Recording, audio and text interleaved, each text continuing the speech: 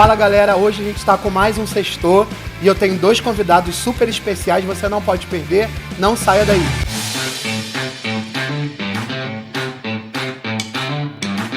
Hoje eu estou com o Maurício, coordenador do ATAD, seja muito bem-vindo. Queria que você falasse já de início um pouquinho como é esse trabalho, como vocês atuam. Seja muito bem-vindo. Obrigado, Alexandre, é um prazer estar aqui com vocês no Sextou. Tenho ouvido falar muito bem desse programa, para mim é um prazer. Eu sou coordenador do Ministério ATAD, uma agência de treinamento e apoio Dínamos. É uma visão que o Robério Lessa, que hoje está na China trabalhando com o Ministério Esportivo, teve essa visão de montar um Ministério de Missões aqui em Teresópolis para mobilizar pessoas para se envolver em missões. É possível afirmar que o esporte, começando pelo futebol, que é bem popular, e outros esportes, ele consegue abranger Cristo, Jesus, e incutir isso na sociedade? Perseverança, desafios, obstáculos, trabalho em equipe, mas com certeza o esporte, ele incute esses princípios bíblicos na vida do cristão e não cristão também. A gente que trabalha com Ministério Esportivo, evangelismo através do esporte, usa essa ferramenta do esporte justamente para chamar essas pessoas que não fazem parte do meio cristão, justamente para aprender desses princípios que Cristo tanto pregou na vida dele, de perseverança, de trabalho em equipe, de aceitar desafios, aceitar disciplina. Eu me lembrei do apóstolo Paulo, né? Ele usava muitas alusões nos seus textos bíblicos, e eu anotei uma referência aqui de 1 Coríntios 9, do 24 ao 27, e aí ele faz ali uma alusão à corrida e à luta de boxe. E aí eu queria saber se a gente pode afirmar que a vida física e a vida espiritual, eles têm os mesmos reflexos ou são coisas distintas e separadas? Se o apóstolo Paulo tivesse vivido entre a gente aqui hoje no Brasil, ele ia estar falando sobre futebol, que é a nossa realidade do povo brasileiro, né? E lá naquela época da Grécia, eram os Jogos Istmos. Esses jogos eram tipo os Jogos Olímpicos hoje. Não duravam um mês, duravam 10 meses. E você tinha que treinar muito, 10 horas por dia para participar desses jogos. E o apóstolo Paulo, através desse texto, fala justamente isso. Ele faz uma comparação da vida cristã e da vida de um esportista. Um mês atrás, eu comecei a caminhar. E caminhar no frio, você sabe que é difícil, né? E a gente tem que ter perseverança de acordar cedo, no frio, na chuva. E justamente isso, o apóstolo Paulo falou justamente isso aí, que o camarada tem que ter perseverança. Eu, quando tinha 12 anos, eu participei de uma corrida rústica e ganhei um troféu bem, bem legal. E minha mãe, limpando a estante, quebrou. E quando a gente corre atrás de uma coisa que estraga, tipo essa caneca aqui, a gente vai esquecendo, vai empoeirando, mas o que a gente tem na corrida cristã, corrida espiritual, é a vida eterna. Isso não se perde. E aí a minha pergunta para você, jovem, strong, sextou, é o que você tem feito nessa vida física, na corrida, para alcançar essa vida eterna no mundo espiritual, uma eternidade esperando por nós. Salomão dizia que tudo aqui é vaidade. E gostei muito dessa alusão que o Maurício trouxe. Lute, não abra mão para que ninguém tome a sua coroa, é um conselho. Não pendure a chuteira, não chute balde. Você tem um tesouro muito melhor, que é Jesus Cristo, e Ele te deu a vida eterna através do sacrifício dele na cruz. Não esqueça disso. As missões em alguns lugares no mundo, como países comunistas, né? Sim. Não é impossível, mas a probabilidade é muito menor do que em outros países. E eu vejo o esporte entrar com muita força, esporte, línguas, mas exclusivamente o esporte, em outras nações. Você pode falar para a gente, compartilhar algumas referências de missionários ou de agências missionárias que você conheça, que tem feito um trabalho aí nas nações? É muito usado no campo transcultural, né? A Frontiers mesmo usa essa ferramenta do esporte para entrar em alguns países fechados. A Cruzada Estudantil, o próprio Alex Oliveira, que está na África do Sul hoje, trabalha com futebol. O Bruno Kitazal, que está no Paraguai, começou com jiu-jitsu, trabalhou também com futebol. E é uma ferramenta bem legal de você usar em países fechados, porque você fala que é brasileiro, joga uma bola no chão, o pessoal já... Mas, em contrapartida, como você falou aí, em países comunistas, é mais difícil você entrar com o esporte. Você pode entrar como profissional. A gente teve até a final da Champions agora no domingo, né? E o Alaba, o zagueiro do Bayern, né? Ele mostrou no finalzinho Eu sigo a Jesus. Que peso espiritual que tem isso, né? São ferramentas que a gente usa para alcançar vidas nesses países mais fechados. Alguns países, ainda para moças, tanto futebol e vôlei, é mais difícil você usar essa ferramenta, porque eles têm que usar aquele véu. Alguns países, o Iraque, o Irã, tem um amigo que trabalhou lá, não posso citar o nome dele, porque ele ainda continua trabalhando lá. As meninas chegaram com um certo receio, mas ainda usufruíram dessa ferramenta e algumas se converteram.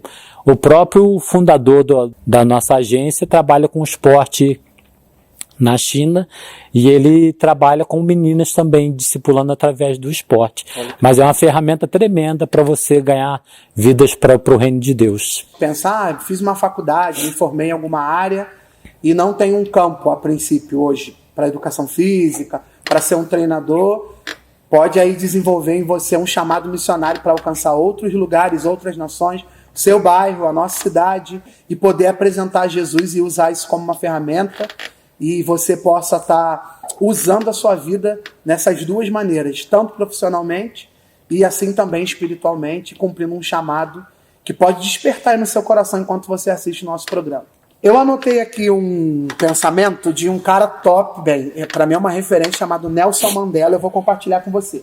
Diz assim: o esporte tem o poder de mudar o mundo, tem o poder de inspirar, tem o poder de unir pessoas de um jeito que poucos conseguem. Você acredita que essa utilização do esporte como missão, ela tem barreiras, tem dificuldades, ou ela consegue cumprir esse papel de união, um poder de inspirar a outros? Você vê que a própria seleção brasileira encerrou um conflito de guerra chegando no Haiti. Engraçado você falar do Nelson Mandela aí. Eu tive a oportunidade de estar na África do Sul, eu não falo inglês, e o amigo que trabalha lá falou assim: você trabalha com esporte, você dá uma aula de futebol aí. E a hora que eu joguei a bola para eles, foi uma festa, e o campinho de futebol onde a gente treinou, tinha um poste no meio do campo. E a gente passou princípios e valores do reino de Deus ali. Foi uma coisa tremenda. E um dos meninos hoje: cadê papai? E lá eles falam baba coach, né? Treinador papai, ou papai treinador. E de vez em quando ele me pergunta. E essa frase do Nelson Mandela é muito forte. É justamente o esporte inspira, une pessoas, tira do tráfico, tira da prostituição, une comunidades. A gente também teve a oportunidade de estar trabalhando com esporte aqui em Teresópolis. A gente vê que o esporte, até os conflitos de bairro, não sei se você é dessa época, mas conflitos de bairro, quando a gente fazia um torneio de futebol, acabava aquilo tudo, era só dentro do futebol. Depois tinha aquela resenha que o pessoal fala de bater papo, de um brincar com o outro, mas o esporte é justamente isso: inspira, acolhe, também é uma ferramenta de ensino, de disciplina. Nosso intuito como cristão é que a pessoa aceita Jesus como o Salvador e Senhor de sua vida, né? Mas se não acontecer, o próprio esporte visa essa pessoa ser um melhor pai de família, uma melhor mãe, uma melhor filho, melhor filho, né? Acaba gerando valores. Sim, né? sim. E pensando um pouco sobre isso, o papel de Jesus na nossa sociedade não era a religião em si, né? Eram esses valores do Pai Sim. que foram gerados nele, e ele gerava em pessoas, e aí elas conheciam Jesus. Eu acho que eu tenho convicção esporte, as artes, né? Uma área Sim. de trabalho também, tem esse poder de, mesmo que declaradamente a pessoa não se diga evangélica, católica, ou testemunha de Jeová, uma religião, Sim. o valor fica intrínseco nela de uma forma que ela consegue passar isso para o seu filho, para sua esposa, e aí para mim isso é um valor, é o próprio Jesus guiando essa pessoa, por isso que eu acredito nesse poder. Isso reflete Jesus na vida da sociedade, né? Maurício, a gente está no finalzinho, que pena. Passa rápido, né? Tem sido um tempo bem legal de troca de experiência. Eu queria que você me contasse um pouquinho como é o seu trabalho, as ferramentas que vocês usam ou que você usa, o efeito, a eficácia que tem, e um convite para o pessoal poder estar conhecendo um pouquinho o ministério de vocês. Que a gente trabalha lá no Ministério ATAD, justamente Ministério Esportivo, através de jogos lúdicos que a gente chama de Kids Games, que a gente visa passar valores para as crianças através de algumas brincadeiras, de perseverança, de trabalho em equipe, e também de Family Games, que são jogos para adolescentes e famílias. Todos têm que participar, independente de mobilidade. É justamente o reino de Deus, né? De incluir todas as pessoas no reino de Deus. E a gente também trabalha também com evangelismo corpo a corpo, né? Que é um evangelismo que até hoje dá certo. O próprio Jesus fazia isso, de 2 em 2. Uma experiência tremenda que a gente teve. Eu conheci um seminarista chamado Otávio nesse Impacto de Carnaval. Ele falou, eu trabalho no Morro de São Carlos. Eu falei assim, eu trabalho no Ministério de Missões e a gente sempre faz parceria com as igrejas para receber a gente. Ele falou, por que você não vai lá na comunidade que eu trabalho? Aí ele falou assim, Morro de São Carlos. Eu falei assim, vamos? Aí ele perguntou assim, vai? Você conhece o Morro de São Carlos? Não, ué. Aí depois me falaram como era o Morro de São Carlos, né? Muito tráfico. E a gente trabalhou lá durante 2 meses. E é dominado pelo tráfico esse morro. E numa daquelas vielas, o pastor dessa igreja falou assim, não saiam desacompanhados para vocês evangelizar. Aí saiu minha esposa e mais uma moça da igreja e fomos chamando de casa em casa. E batemos numa casa lá, um jovem atendeu a gente. Um jovem de uns 17, 18 anos. Ele meio temeroso, atendeu a gente no portão. E eu sou muito tímido, mas para falar de Jesus, não. E eu conversando com ele e a minha esposa e a outra moça intercedendo atrás. Daqui a pouco chega o pessoal do tráfico. Tudo de escopeta, de granada, tudo atrás das meninas, e eu não vi. Eu continuei falando, e o menino tremia. Ele tinha saído do tráfico, tinha 15 dias. Na certa, eles pensavam que é outras pessoas querendo levar ele para outra facção, não sei. E eu continuei falando, eles viram o que eu estava falando, ficaram lá uns 4, 5 minutos, escutaram o que eu estava falando e foram embora. E no final dessa experiência, a gente fez um culto, um ar livre numa quadra lá, o pessoal do tráfico tudo em volta. E quando a gente começou a orar, eles tiraram os fuzis, as granadas, botaram no chão e começaram a orar com a gente. São experiências que a gente vê. A gente não precisa ir para a África, para o continente asiático, africano, para a gente ver as maravilhas de Deus. Basta você obedecer o que Deus tem para você. Pode ser aqui em Teresópolis, pode ser aqui no Pimentel, como eu trabalhei durante 4 anos e meio ali com os escolinhas de futebol, pregando o evangelho através de princípios bíblicos. Pessoas foram transformadas, pessoas aceitaram a Jesus, outros não, mas o evangelho foi pregado. A nossa agência tem trabalhado já há 14 anos, ali na Rua das Casas Populares 341. Como eu falei, a gente tem uma família na África do Sul, o Alex, temos uma família no Paraguai, que você conheceu, já foi lá, conheceu o Bruno, e temos uma obreira que está na base de Jocum, em Porto Velho. Temos uma menina na Frontiers, em Foz do Iguaçu que está se aprimorando para trabalhar com muçulmanos. A gente também tem um casal que está se aprimorando para trabalhar com crianças de risco na Jocum de BH, que é a Sulamita e o Lucas. E a gente tem caminhado nesses 14 anos aí, pela graça de Deus, com uma estrutura pequena, mas com uma visão grande, com poucos obreiros, temos só 14 obreiros, mas que tem feito a diferença onde a gente tem ido. Não cabe você escolher quem Deus vai salvar. Pregue a todos. Um dos nossos obreiros chegou num determinado um rapaz, esse rapaz homossexual, e ele deu atenção para esse obreiro nosso. O rapaz se converteu. Hoje ele é líder de louvor da Igreja Metodista em Aquários, ali em Cabo Frio. E se a gente não chega para falar do amor de Deus para esse rapaz? Hoje é um rapaz transformado, hoje ele está noivo, líder do louvor. São experiências tremendas que a gente tem vivido nesses 14 anos. Maurício, eu quero te agradecer muito. Obrigado por contribuir com a gente essa noite. Foi um prazer. Quero mandar um abraço para Sulamita e Lucas, são meus amigos. Bruno, também um outro abraço aí, que Deus te abençoe. Ele assistiu o programa da semana passada. Que Deus possa sustentar vocês no campo. Contem conosco, com a gente. Obrigado pela sua vida, sua esposa. Amém. Que vocês continuem aí. Isso me tocou muito, né? Uma pequena base, mas com um coração muito grande. E Deus, eu acredito que Ele só precisa de um coração que diga sim. Amém. Que vocês digam sim sempre, contem conosco também. Amém. É uma honra receber vocês. Prazer foi todo meu, Alexandre. Não saia daí, nós vamos ter mais um bloco com outro convidado especial.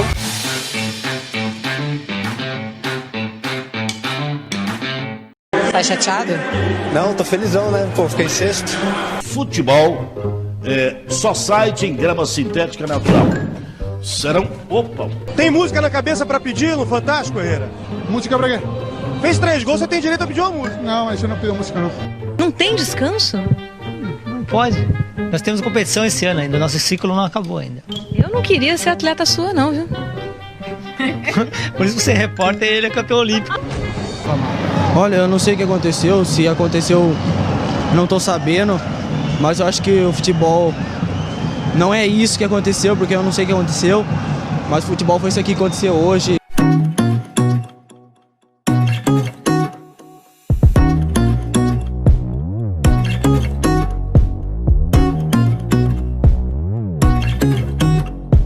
Gigliotti all'arco, Gigliotti, mano,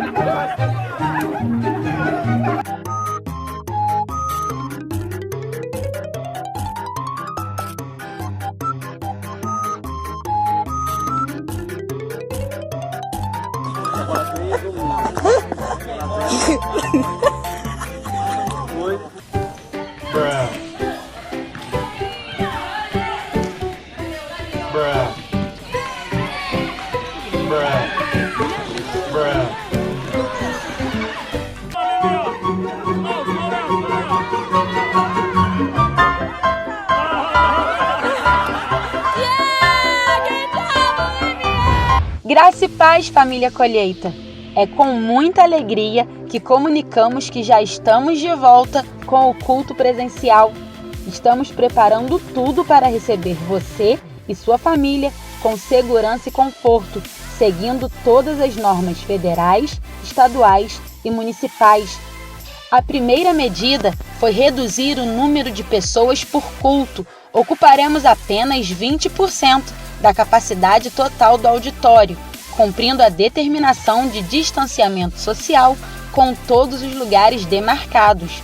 Uma empresa certificada foi contratada para higienizar todo o auditório, assim como todas as dependências do templo. Na entrada, estamos medindo a temperatura de todos com termômetros infravermelho. Também há um totem com álcool em gel antisséptico, com acionamento ao pisar, e um tapete higiênico com produto sanitizante, que elimina eventuais vírus e bactérias das solas dos calçados. É importante ressaltar o uso da máscara durante todo o culto. E mais, embora estaremos em comunhão novamente, não teremos contatos físicos como abraços, apertos de mão, e nossa orientação é que ao terminar o culto, todos voltem para suas casas, evitando aglomerações. Pessoas idosas e que se enquadram no grupo de risco, orientamos a não participar dos cultos presenciais por enquanto. Mas vocês podem adorar ao Senhor de casa. O culto da noite, às 19 horas, continua com transmissão ao vivo pelas redes sociais da Colheita Church. Estamos com saudades de você. Queremos que você venha cultuar com tranquilidade e o máximo de segurança possível. Estamos muito felizes em receber você e sua família de volta ao lar.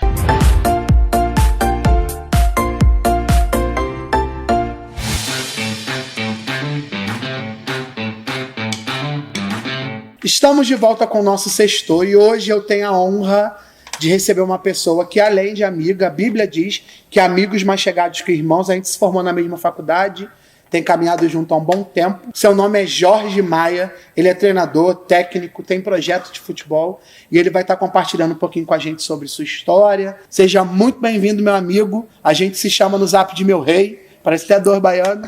Já bem-vindo, meu rei, que Deus possa nos abençoar aqui nessa noite. É um prazer estar aqui conversando com você. Toda vez que você me chama pra gente poder estar junto, pra gente poder estar desenvolvendo qualquer coisa, é sempre um prazer muito grande. Vamos entrar então no nosso primeiro tema aí, o esporte. Ele é uma arte milenar, né? E eu me lembrei do basquete, que era feito com a cesta de pêssego, aquelas cestonas, e era com uma bola de futebol. Eu lembro que eu estudei isso na faculdade, tinham 3 metros de altura para fazer uma cesta para tirar. Era mais difícil ainda, eles usavam como se fosse um pedaço de pau para tirar a bola, era um rolo lá. E a gente vê hoje que está se informatizando cada vez mais, está ficando a bola mais leve, mais compacta. Enfim, tem o badminton, que antes era só peteca, e as coisas estão se informatizando e diminuindo. Você acredita que isso pode ajudar ou atrapalhar o desenvolvimento esportivo? É assim, Alexandre, como em todos os segmentos, né, da nossa vida, a gente vem vendo que a inovação e a transformação tem tido assim, papéis principais e fundamentais. E o esporte não foge disso. Né, a gente tem experiências aí, como no meu caso no futebol. Né, antigamente a gente tinha no futebol preparador físico, técnico, massagista. Hoje não, hoje a gente tem fisiologista, a gente tem o cara que trabalha com análise de desempenho. Então, assim, a inovação dentro do esporte tem sido fundamental. Né, a gente vê treinadores aí que fazem a adaptação de outros esportes dentro do futebol. Então, o próprio Jorge Jesus, né, que foi o fenômeno, né, no ano de 2019 no Brasil, ele usa dentro do futebol metodologias do basquete, ele usa dentro do futebol metodologias do futebol americano, entre outros esportes. Então eu acredito sim que a inovação, né, cara, que toda essa tecnologia vem sim para poder melhorar a qualidade do esporte, poder melhorar, né, a qualidade para que esses atletas tenham mais disponibilidade de fazer os seus treinamentos, de desempenhar suas funções, né, no esporte de alto rendimento. A gente vê como é importante essa parte de tecnologia, né? Como do futebol, atletas que, né, levavam um mês para se recuperar por causa de tecnologia, se recuperam com uma semana, né?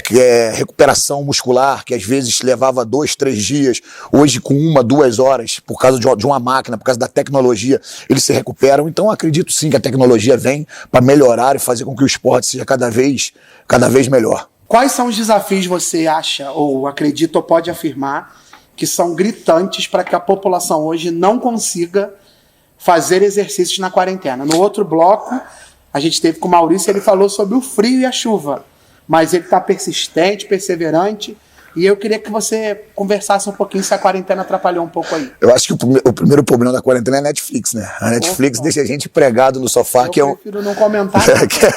que realmente é um grande problema, mas assim... se a gente for parar para pensar, principalmente quando a gente está falando de quarentena, né, então a gente vai ter assim N motivos, né, para poder estar dentro de casa, para não poder praticar atividade física, né, porque muitas das pessoas não tem espaço físico dentro de casa para poder praticar atividade física, né, ou muitas delas apenas não gostam de praticar atividade física dentro de casa, né, e com esse processo que a gente passou de quarentena, realmente a gente não podia estar em parques, a gente não podia estar em praças, a gente não podia estar num clube, a gente não podia estar numa academia, então foi um agravante, né, muito grande.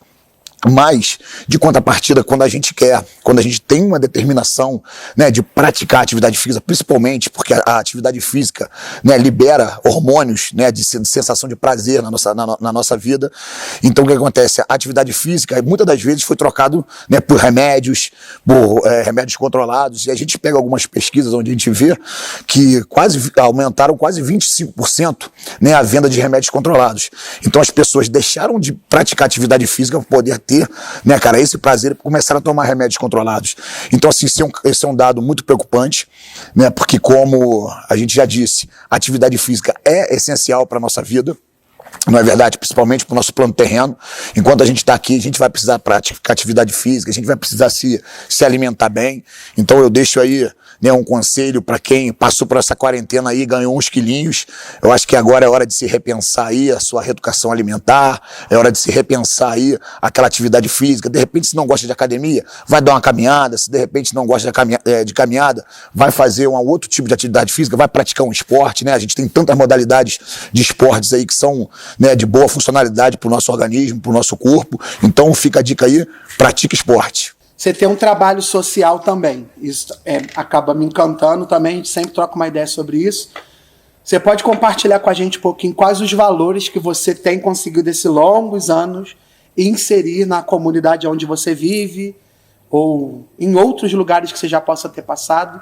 Compartilhar um pouquinho com a gente? Eu acho que o projeto social é realmente o que mais mexe com a gente, né? Principalmente quando a gente está lá na ponta da espada, né? Nas comunidades, que a gente vê todas as dificuldades, né? A gente vê o quanto é difícil, né? Até mesmo para uma criança poder chegar lá para a gente. Então, onde eu trabalho, né? Que eu tenho um projeto há 10 anos, é na Beiralinha, assim, tenho experiências fantásticas, porque o esporte, ele deixa valores, né, ele agrega valores, ele agrega disciplina, né, você é realmente um órgão disciplinador, né, eu costumo dizer isso nas escolas. Você pega um menino e diz pro menino: eu não quero estudar matemática. Muitas das vezes ele vai sair sorrindo. Eu não quero estudar português. Ele vai sair sorrindo. Mas se ele gosta do futebol, se ele gosta do basquete, se ele gosta do handebol, e você diz para ele que ele não vai treinar por causa de uma determinada atitude, isso automaticamente faz com que ele se transforma, faz com que o pensamento dele passe a ser diferente. Né? Então eu acho que o esporte é uma das armas mais disciplinadoras que existe, né, cara, dentro de uma sociedade. Né, e muitas pessoas dão muito pouco valor para isso. Eu lá na Beiralinha, eu costumo ver tantos meninos, né, que chegaram para mim nesses 13 anos de projeto, chegaram lá desacreditados, que chegaram lá, né, cara, largados, e a gente conseguiu trabalhar, a gente conseguiu ensinar um pouquinho, dar um pouquinho de disciplina para essas crianças, e hoje, né, são pais de família, são pessoas responsáveis. Eu tive, assim, muita experiência quando trabalhei no L'Arte Anastácia, né, porque eu quando eu falo da Beiralinha, Beiralinha ainda é um lugar, né, muito bom, né, a gente está perto do alto, a gente está perto do centro, então a gente tem uma mobilidade de ter outras expectativas. Mas quando a gente fala assim, de repente lá do Rosário, quer dizer, muita gente está preso, muitas crianças estão presas ali. E realmente, você pega experiências lá de não ter estrutura familiar, né, cara, não ter uma oportunidade da sociedade, então isso acaba estourando nos projetos sociais, você também milita no projeto social, você sabe como é. Então muitas das vezes o menino, professor, porque eu não tenho chuteira. Não, tudo bem, você vai ganhar chuteira, mas tu vai me ajudar a catar os cones, você vai me ajudar a catar as bolas, né, porque na vida a gente nunca vai ganhar nada de ninguém, né, a gente tem que ter esses valores do trabalho, que o dinheiro vem através do trabalho, que o dinheiro vem através da responsabilidade, né, que o dinheiro vem através das ações boas que a gente tem na vida.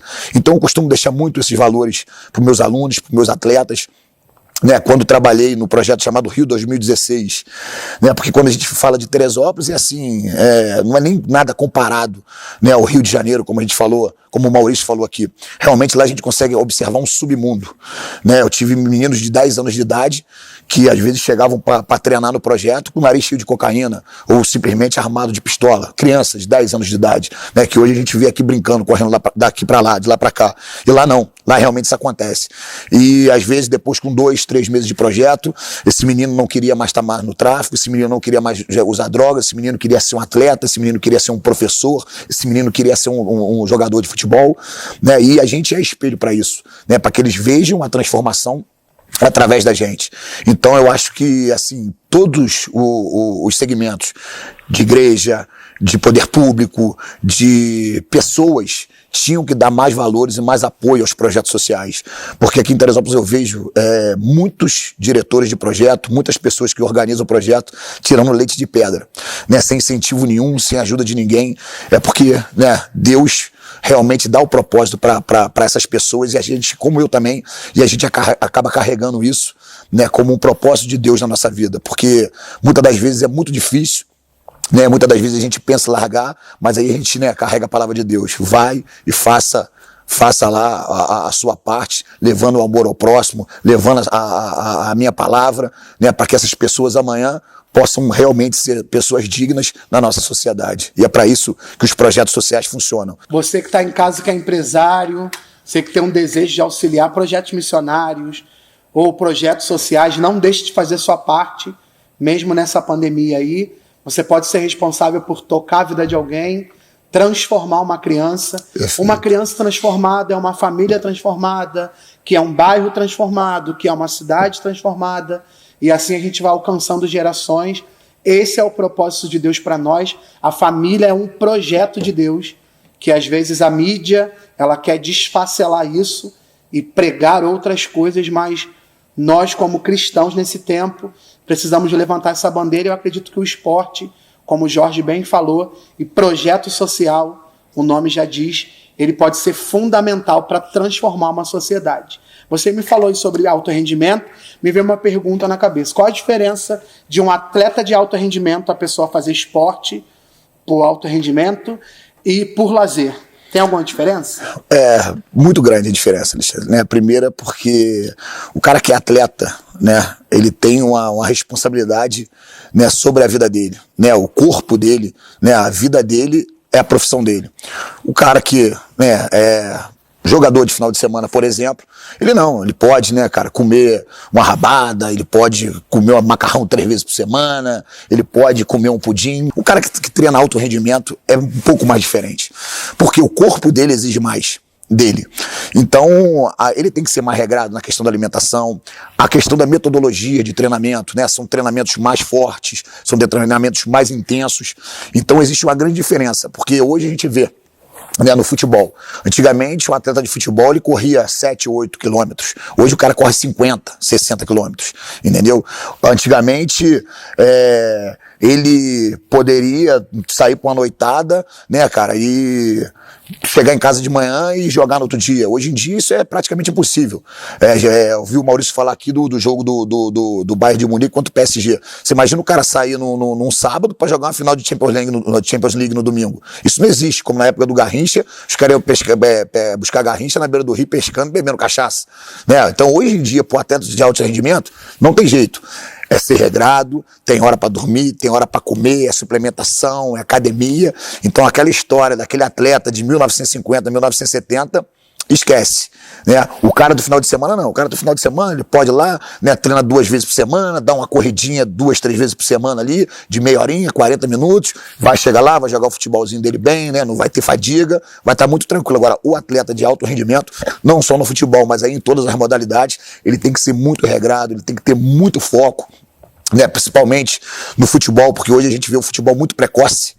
Né, muito precoce. Então eu trabalho com meninos, né, no Teresópolis do Brasil inteiro, né, meninos que deixam a família com 15 anos, né, 16 anos, para poder viver o seu sonho de jogador de futebol. Então, além de toda a parte, né, física, né, e biológica que a gente fala, ainda existe a parte psicológica, que é uma das partes assim, que a gente tem mais dificuldade para treinar. Na verdade, primeiro porque a gente não tem relação com esses meninos, então eles chegam lá pra gente poder treinar, e muitas das vezes a gente tem que fazer o papel de pai, papel de psicólogo, e às vezes até papel de psiquiatra, né, que tem cada um que chegam lá pra gente que é brincadeira, mas é assim, existe uma grande diferença pro atleta de final de semana, pro atleta de alto rendimento, sim. Bem, meu amigo, esse papo tá top, mas a gente tá chegando no final. Que pena. E eu queria que você deixasse um recado para quem tá em casa, como que a gente pode manter uma vida equilibrada e saudável, né? Através do esporte, da alimentação, quais são as dicas aí, uns toques que você pode dar pra gente? Eu conheço ele há bastante tempo, ele também tem tido um bom rendimento, emagreceu pra caramba, tá ficando na capa, e aí se der um conselho aí pra gente. Você tem que se alimentar bem e tem que praticar atividade física, né? Você fazendo essas duas coisas, você já vai conseguir ter uma vida mais saudável, você já vai conseguir que a sua saúde seja muito melhor, e não existe fórmula mágica, né? Nem varinha de condão, né? Que a gente não acredita em fada. Então é isso aí, é boa alimentação, é noite de sono bem dormida, é atividade física, é beber bastante líquido, e assim, alimentação bem balanceada, né? Carboidrato, proteína, né? Vitaminas, né? Sais minerais. Eu gosto de treinar a semana toda, então tome um suplemento, né? Procure um nutricionista para que você possa realmente ter uma vida saudável, e não tem jeito, né? A gente quer chegar numa longevidade, né, com saúde, a gente quer ser aqueles velhinhos bem ativos, né? E outra coisa, a gente não está falando só de estética, nós estamos falando de saúde, não é verdade? Porque tem muita gente que treina para estética, né? Eu treino para minha saúde, então a gente pode conciliar as duas coisas, a gente pode ter uma estética bonita e um corpo saudável. É isso aí, pessoal. Espero que vocês tenham gostado desse papo. Eu quero te agradecer muito. Mandar um abraço pro seu filho, que eu chamo ele carinhosamente de Torinho, porque ele é um tourinho. Um abraço, meu amigão. Deus te abençoe. Obrigado aí por tudo. A gente continue caminhando por longos anos juntos. Amém, meu amigo. Eu te agradeço mais uma vez. Você sabe que você precisar de mim em qualquer situação, eu tô pronto e presente para te ajudar, para estar junto contigo no que for. Tá, meu rei? É, meu rei. Não saia daí, a gente vai ter mais um bloco.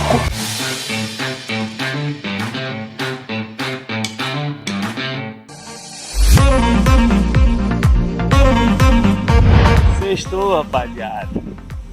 O gol que eu quero que passe aí, ó. O 2001 Flamengo. Petkovic de falta em cima do Vasco. Golaço. São os instantes finais. Clima tenso no Maracanã. Vai pra cobrança Petkovic. Bate muito bem, já fez 9 gols de falta com a camisa do Flamengo. Aí o Alessandro no banco. Petkovic pra falta, cobrança! Gol!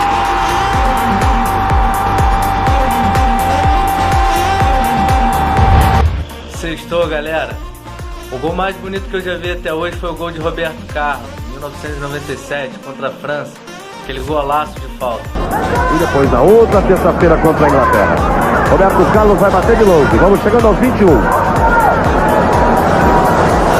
De longe como ele gosta, o Martins preocupado. Partiu o Roberto, uma bomba! Gol!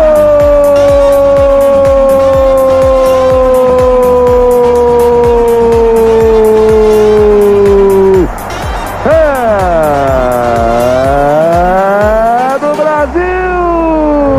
Eu vou falar sobre a Copa de 94, que me marcou muito, então eu vou citar um dos gols dessa Copa, um dos gols de Romário, que foi nas quartas de finais contra a Holanda. Um gol que não teve nenhum atacante que fez igual, eu acredito que ninguém vai fazer esse tipo de gol. Aldair, dono da defesa, faz o corte. Enfiou pra Bebeto, posição legal. Posição legal. Romário no meio. Vai Romário! Vai Romário! Vai Romário!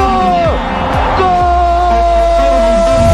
Então o gol que eu escolhi foi um gol do Fla-Flu, em que o Fred meteu um voleio na 27ª rodada do Brasileirão de 2012. Deco cruza pra ele, um passe meio que de trivela, e ele manda um voleio lá dentro do gol. Golaço. Deco faz o cruzamento, Fred bonito! Gol!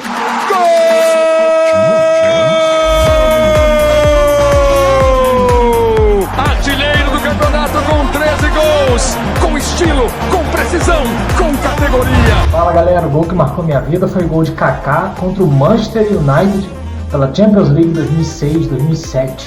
Golaço, I belong to Jesus. Not so sure about that. Here's Kaká. He's seen off Fletcher. He's seen off Ainsley. He's still going. It's wonderful from Kaká. Absolutely magical. He played them on his own then, and he beat them all. And Kaká has struck twice in this first half. All his own work. Stunning goal. Fala galera, meu nome é Alexandre Barbosa. A gente tem um encontro no próximo Sextou às 20 horas. Eu espero você.